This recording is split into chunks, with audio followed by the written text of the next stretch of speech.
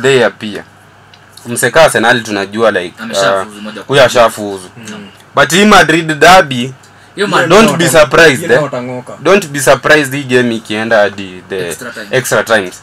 Cause tuangalie hata last ya juzi Copa del Rey, Atletico Madrid versus Barcelona. Yeah. How far you mdharau like ukiangalia sasa wako na Julian Alvarez, like they are playing good football. So me I feel the next game like hiyo ilikuwa tu makosa kiasi. So I think pale Atletico watasumbua.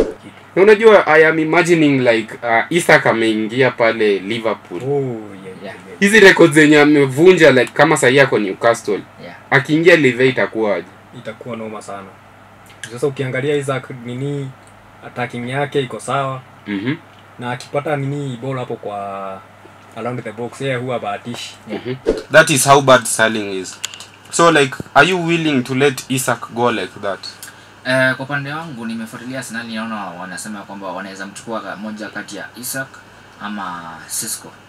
Kwanza kabisa mimi upande wangu nataka Isak. Lakini hiyo do wamesema 150 million. Hiyo do ni mingi ikilinganishwa na do ya Sisco ambayo ni 55 million pounds.